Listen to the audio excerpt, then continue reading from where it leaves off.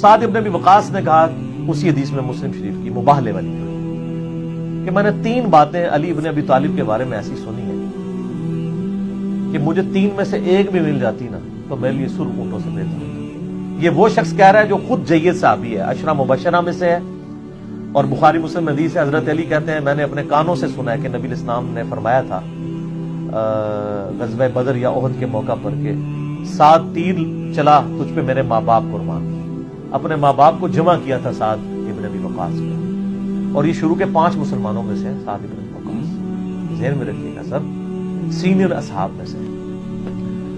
تو سعد ابن ابی وقاص رضی اللہ تعالی عنہ کہتے ہیں مجھے تو علی ولی 3 میں سے ایک فضیلت بھی مل جاتی تو بہت۔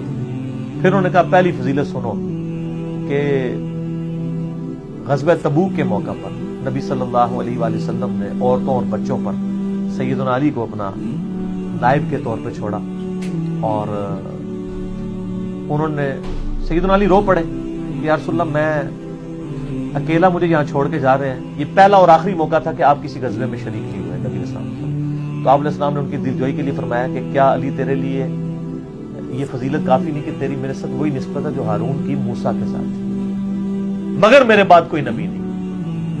تو اگر مولا علی نبی نہیں تو غلام القادیانی دجال کہاں سے نبی بن سکتا ہے؟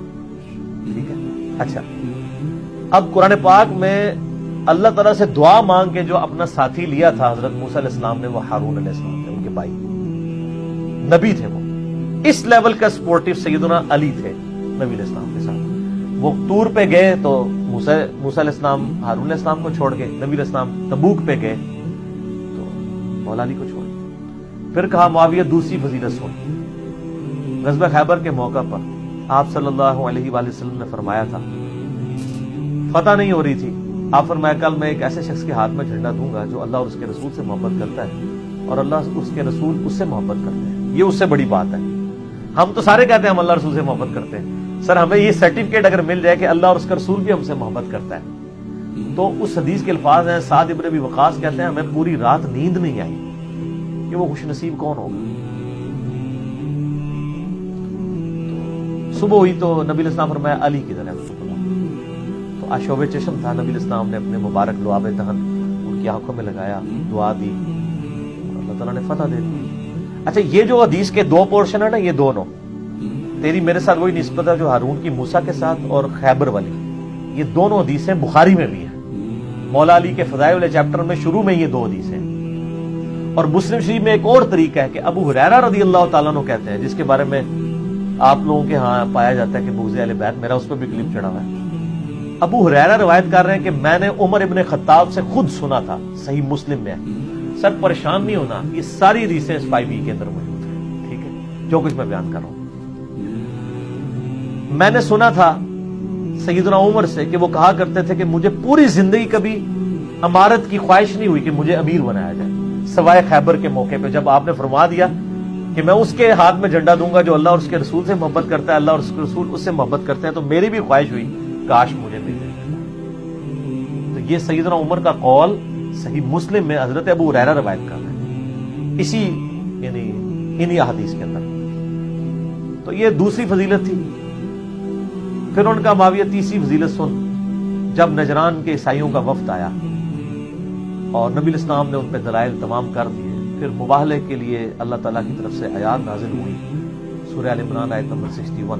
تو نبی علیہ السلام سیدنا علی، حسن، حسین اور فاطمہ علیہ السلام اجمعین کو لے کر آئے اور اللہ کے حضور دعا کی، اللہم ہؤلاء اہل بیت، اے اللہ یہ میرے اہل بیت ہیں۔ تو یہ آخری مباہلے والا پورشن سناتے ہیں کہ حدیث کب بیان کی سعد ابن ابی وقاص نے، اس کے ساتھ کیا کیا چیزیں جڑی ہوئی تھی، وہ سر انجینئرنگ کے دور میں صرف بیان ہوتی ہیں۔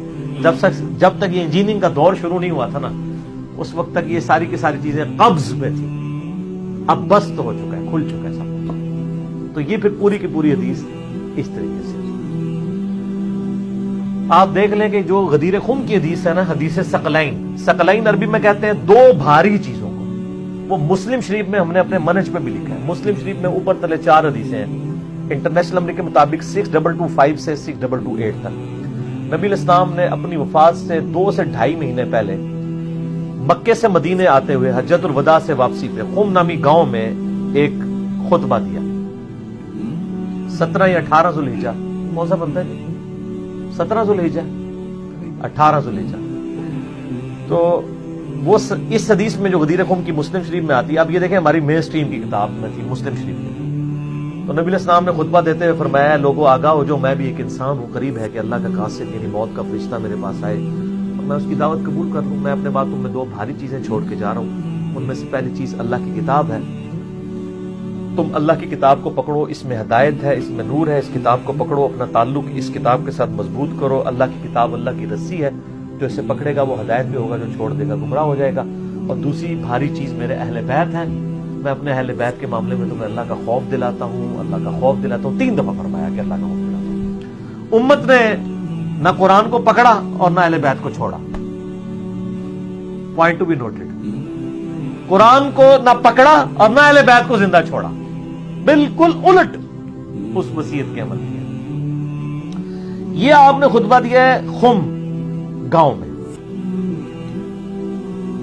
غدیر کہتے ہیں پانی کا جہاں پہ کوئی تالاب ہو, غدیر خم. خم نامی گاؤں تھا جہاں پانی, جیسے پرانے زمانے میں سفر کرنے کے لیے ایک جناب غدیر خم. پھر آپ دیکھیں وہ ایک ہے تو تالاب اور گاؤں ہی تھا.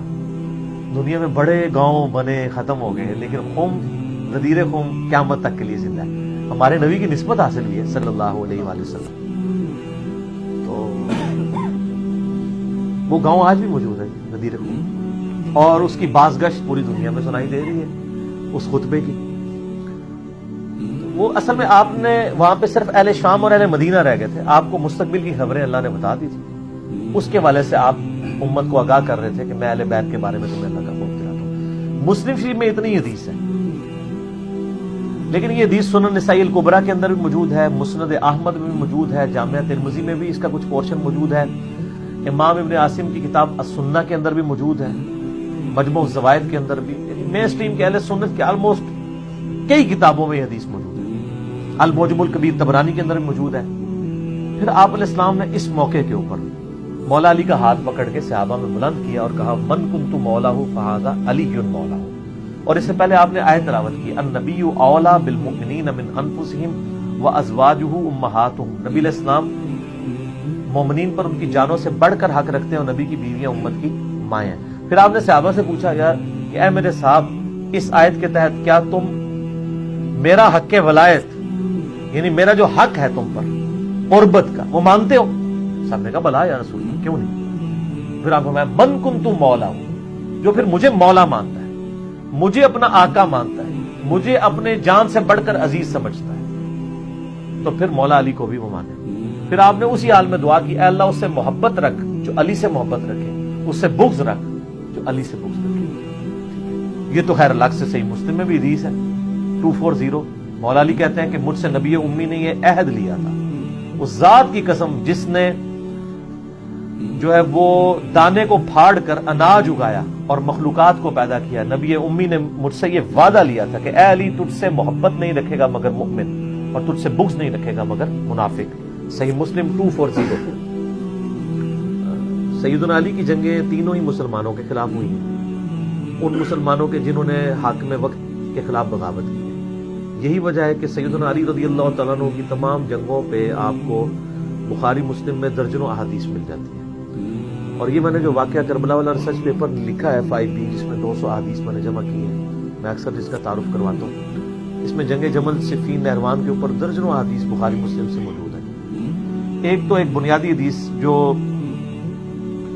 جامعہ ترمذی, سنن نبی داؤد اور سنن ابن ماجہ کے اندر موجود ہے کہ نبی علیہ السلام نے اپنی وفات سے کچھ عرصہ پہلے خطبہ دیا, بڑا بلیغ, اور صحابہ کرام کہتے ہیں ہر آنکھ اشک بار تھی, اور یوں لگ رہا تھا کہ آپ علیہ السلام کا یہ الوداعی خطاب ہے, اور لوگ جو ہے وہ رو رہے تھے. تو آپ علیہ السلام نے فرمایا کہ تم میں سے جو کوئی زندہ رہا عنقریب وہ بہت اختلاف دیکھے گا, تو ایسی صورتحال میں تم میری اور میرے خلفائے راشدین کی سنت کو لازم پکڑ لینا. علیکم بسنتی و سنت الخلفاء الراشدین المہدیین, اور اپنی دانتوں سے اس کو جڑوں سے داڑوں سے مضبوطی سے پکڑ لینا, اور دین میں نئی نئی بدعات سے بچنا.